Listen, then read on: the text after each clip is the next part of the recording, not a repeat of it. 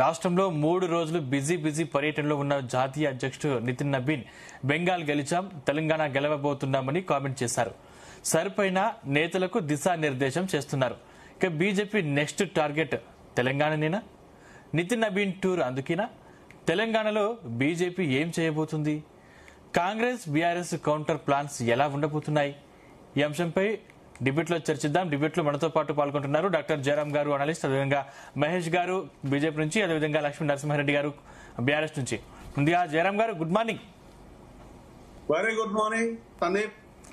So మొత్తం మీద Assam, west బెంగాల్లో గెలిచినటువంటి బీజేపీ నెక్స్ట్ టార్గెట్ తెలంగాణకి కనిపిస్తోంది. అంటే తెలంగాణలో ఖచ్చితంగా 2028లో పాగా వేయాలని బీజేపీ ప్లాన్ చేస్తుంది. దానికి అనుగుణంగా ఇప్పటికీ దాదాపు అందరూ మంత్రులు కావచ్చు, బీజేపీ కేంద్ర మంత్రులు కావచ్చు, లేకపోతే రాష్ట్రంలో ఉన్నటువంటి రాష్ట్ర నాయకత్వం కావచ్చు, వరుస సమావేశాలు, సభలు నిర్వహిస్తూ పోతా ఉంది. అంటే ఏంటి అంటే నెక్స్ట్ వచ్చే ఎలక్షన్స్ లో ద్విముఖ పోటీ, అంటే కాంగ్రెస్ బీజేపీ ఉండబోతుందా, లేకపోతే త్రిముఖ పోటీ ఉండే అవకాశం ఉందా? కాంగ్రెస్, బీఆర్ఎస్, బీజేపీ మూడు కలిపి. సందీప్, మీకు ప్యానెల్లో ఉన్న మిత్రులకు, జీనియస్ ప్రేక్షకులకు హృదయపూర్వక నమస్కారాలు. ఎవరి మార్నింగ్.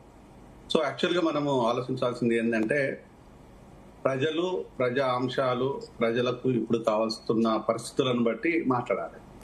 దురదృష్టవశాత్తు ఆ విషయాలన్నీ పక్కన పెట్టేసి రాజకీయ పార్టీ లోపల ఉన్న ఆ ఎత్తుగడలు, ఆ పోకడలు, ఇంకా చెప్పాలంటే వాళ్ళ మనుగడ, మేము గెలుస్తాము, మేము వస్తాము అని చెప్పుకునే ప్రతి పార్టీ.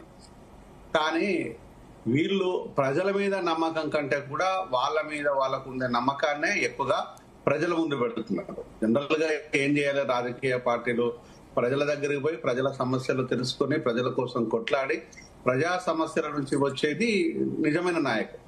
ఎవరైనా నాయకులు అట్లా వస్తారు. కానీ ఇక్కడ ప్రజలకు ఉండే పరిస్థితులు కాదు. ప్రజలకు మేము నాయకులము, మమ్మల్ని మాత్రమే గెలిపించండి, మేము మాత్రమే ఉన్నాము, మేము లేకపోతే అసలు మీకు జీవితమే లేదనే విధంగా రాజకీయ పార్టీ బిహేవ్ చేయడం ఇక్కడ బాధకరంగా. ఇక నెక్స్ట్ బీజేపీ విషయానికి వచ్చినట్టయితే, బీజేపీ చేస్తున్న విధానం ఎట్లుందంటే, బీహార్ ని మనం కళ్ళ ముందు చూసాము. బీహార్ లోపల రాహుల్ గాంధీ చాలా స్పష్టంగా చెప్పారు, ఇక్కడ ఓటు దోపిడీ జరిగింది, ఓటు చోరీ జరిగింది అనే దాన్ని. సో అక్కడ దగ్గరగా 60 లక్షల ఓట్లకు పైసలకు ఓటు చోరీ జరిగింది అనే దాన్ని ఆయన కళ్ళ ముందు పెట్టారు. సో దానికి కనెక్టెడ్ గా సో అక్కడ గెలిచింది బీజేపీ. ఆ గెలిచిన దానికి ముందు, గెలిచిన తర్వాత రాహుల్ గాంధీ చాలా స్పష్టంగా ప్రజల్లోకి తీసుకెళ్లారు. సో మరొక వైపు వచ్చేసి అదే కంటిన్యూషన్ లోపల వెస్ట్ బెంగాల్ లోపల 90 లక్షల ఓట్లను చోరీ జరిగింది, 90 లక్షల ఓట్లను తీసేశారు అనే దాని మీద పెట్టిందో, అందులో 25 లక్షల మంది సబ్జెక్టు కరెక్షన్ కోర్టుకు వెళ్ళినట్టు వాళ్ళు ఇప్పుడు కోర్టులో ఆ కేసు ఉందన్న విషయాన్ని కూడా మనకు తెలుసు. సో దాన్ని కొంచెము ఆలోచించాల్సిన విషయం. ఎందుకంటే ఇప్పుడు అదే పోకడ, అదే ఎస్ఐఆర్ సో ఇక్కడ కూడా జరుగుతుంది. ఈ జరుగుతున్న విధానం లోపల రేపు ఎన్ని ఓట్లు ఇక్కడ తొలగిపోతాయి అనే విషయాన్ని పక్కన పెట్టేస్తే, నకిలీ ఓట్లను తీసేయాల్సిన బాధ్యత ప్రభుత్వాల మీద ఉంది. దాన్ని మనం అభినందించాల్సిందే, అందులో వేరే డౌట్ ఏం లేదు. కానీ నకిలీ ఓట్లతో పాటు అసలీ ఓట్లు కూడా పోతాయా అనే విషయాన్ని కూడా మనం ఆలోచించాలి. అంటే ఒక కుటుంబం లోపల ఇంతకంటే ముందు, అంటే గత ప్రభుత్వానికంటే ముందు ఒకసారి మనం ఆలోచించినట్లయితే, బీఆర్ఎస్ ఒక ఐఏఎస్ ఆఫీసర్ ఎలక్షన్ కమిషన్ గా ఉండి 20 లక్షల ఓట్లను తొలగిస్తే ఆ గెలుపు అప్పుడు సుసాధ్యం అనుకున్న గెలుపు సాధ్యమైంది అనేది అప్పటి ప్రతిపక్షాల వాదన. ప్రతిపక్షాలు గొడవలు చేశాయి, బీజేపీ చేసింది, సేమ్ టైం వచ్చి కాంగ్రెస్ చేసింది. ఇప్పుడు సేమ్ అదే దాన్ని ఇక్కడ ఏమన్నా పెడతారా అనే దాన్ని ఒకవేళ తీస్తే ఆ గెలుపు ఎవరికి బెనిఫిట్ అవుతుంది, బీజేపీకి ఎందుకు కావాలి అంటే జరం ఇప్పుడు ఎస్ఐఆర్ వల్ల బీజేపీ కొంతమేర లాభపడే అవకాశం ఉందా? అదే చెప్పదలుచుకున్నాను. సో ఇక్కడ అది బీజేపీకి ఎందుకు బెనిఫిట్ అవుతుంది, ఇతర పార్టీలు కూడా కావచ్చా అంటే, ఇక్కడ బీజేపీ ఏం చేస్తుందంటే మాకు మాత్రమే బెనిఫిట్ అవుతున్న దాన్ని ప్రజల్లో బ్రెయిన్ లోపల ఫీడ్ చేస్తుంది.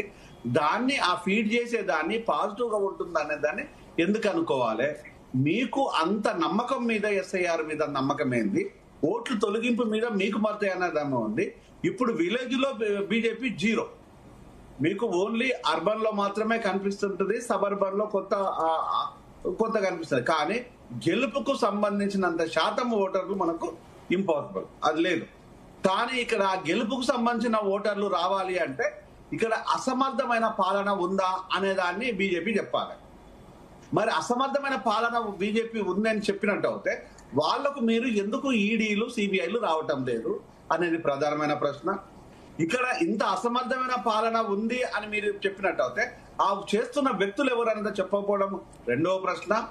ఇంకొకటి, ఈ అసమర్థమైన పాలన ప్రజల పక్షాన అన్యాయంగా జరుగుతుందంటే అన్యాయం వైపు వకాల్తా తీసుకొని మీరు ఎందుకు కొట్లాడరు అనేది మూడవ ప్రశ్న.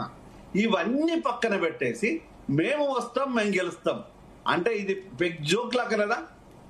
అంటే ఒక కామన్ మ్యాన్ ఆలోచన విధానము మీకు అనుగుణంగా ఉంటుందని అనుకోవడం తప్పు, తెలంగాణ ఉంటుంది అనుకోవడం రెండో తప్పు.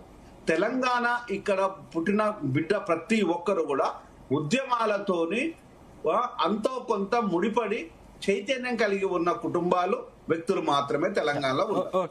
ఎందుకంటే వన్ సెకండ్ తెలంగాణకు గతాన్ని మనం పరిశీలించినట్టు అయితే ఉద్యమాలతోని వచ్చిన తెలంగాణ తప్ప ఇంకా వేరేది కాదు. ఆ ఉద్యమాలకు కాంగ్రెస్ కోఆపరేట్ చేసింది, సోనియా డిఫరెంట్ గా సహాయం చేసింది, అందులో డౌటే లేదు.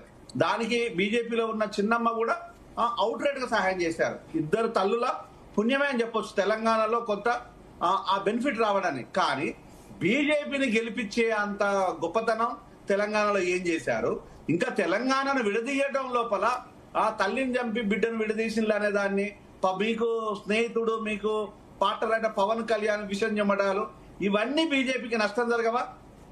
అంటే బీజేపీ లోపల మొన్న బండి సంజయ్ విషయం నష్టం జరగదా? బండి భగీరథ విషయం నష్టం జరగదా? ఇవన్నీ అంశాలను పక్కన పెట్టేసి మేము వస్తాం, మేము గెలుస్తామంటే మాత్రం కొంచెం జోక్ గా ఉంది. ఇవి ప్రాక్టికల్ జోక్ లాగానే తీసుకుంటారు ప్రజలు. రైట్ మహేష్ గారు, గుడ్ మార్నింగ్.